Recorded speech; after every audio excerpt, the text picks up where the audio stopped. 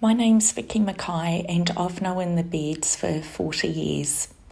Having arrived from New Zealand at 8 years old and befriending Petra at Sunnybank State School, little was I aware of the lifelong friendship I would form not only with Petra but her lovely family. I have the best memories of tagging along on the annual family holidays to Noosa. The Bairds have always been like my second family, and I will be forever grateful for their kindness over the years. Charles was just awesome. I was always such a shy child, and each time I would go to Petra's house, her dad would say, "So where are you from?" To which I would reply, "Palmerston North." He would have an amused look on his face and say, "Are you sure, not Palmerston South?" It was always a running joke, and I have to be honest, it had me baffled for some time, until I finally got it, but would play along. Charles was so knowledgeable and interesting, with a wicked sense of humour and infectious chuckle. He will be so missed by all who loved him, and I feel truly blessed to have known such a great man. Hopefully we can seek some comfort knowing Charles and Centre have been reunited together and watching over those they love.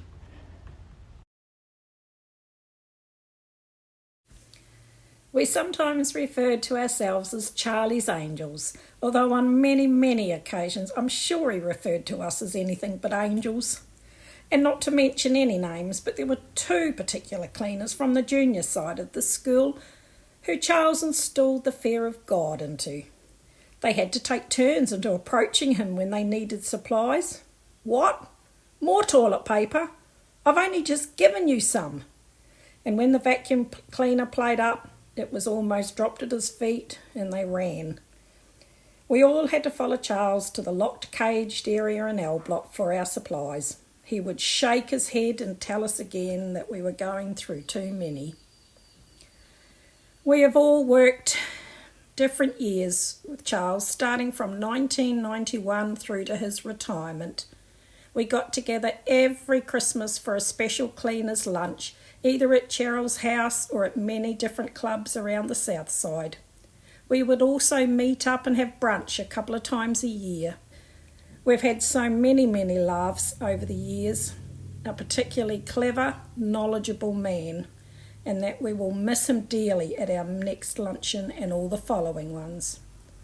Bye, Charles. Uncle Charles was very knowledgeable. He told great stories. We don't think there was ever a wine that we gave him where he couldn't tell us about the winery, its region, the type of grapes used, and what was going on in the nearby area.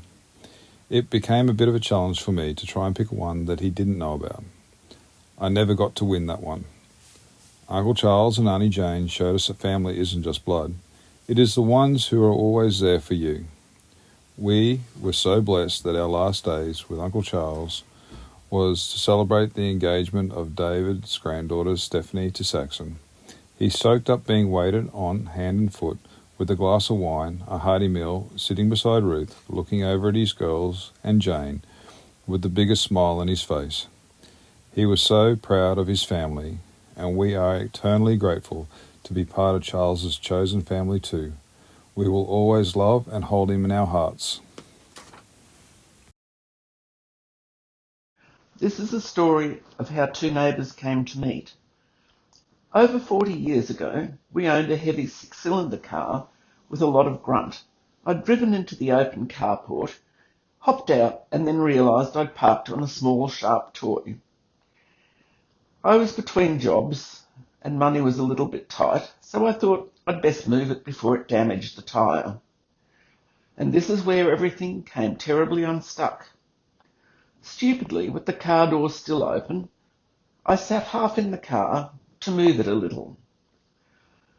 I put some pressure on the accelerator with my left foot, not my right, and therefore not as managed.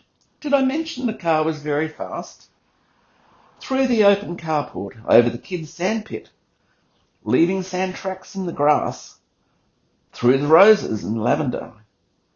By then, I went airborne because there was a 5-foot drop. I hit the clothesline, dead centre above the cross pieces. until the clothesline was about 2 inches off the ground. I think I may have said something like, "Oh dear me," and screamed just a little. From a few gardens away, a man had been hosing his plants. He decided he'd best come up and hose the car in case it burst into flames, and to check that I was all right. And that is how we came to meet Charles. Over the years, we got to know the family much better and shared Christmas with them at different times and other exciting yarns. One thing we both remember about Charles is that he missed his vocation. Charles could get information out of anybody at any time, any place, whenever he chose. He really should have got a job with ASIO or MI5. He was a great man to know, full of life and interesting to learn about him. A bientôt, Charles. See you on the other side. Every day I went over to Nana's and Pa's. I would see Pa out in the garden. He was mostly out the front picking up his leaves and making his path in the grass across the front lawn. I said to my mum, Dad, Nana and Auntie Tara that I will do his job for him. So every time I go over now, I do the leaves and put them in the bin and walk on the lawn from the best granddaughter Indy.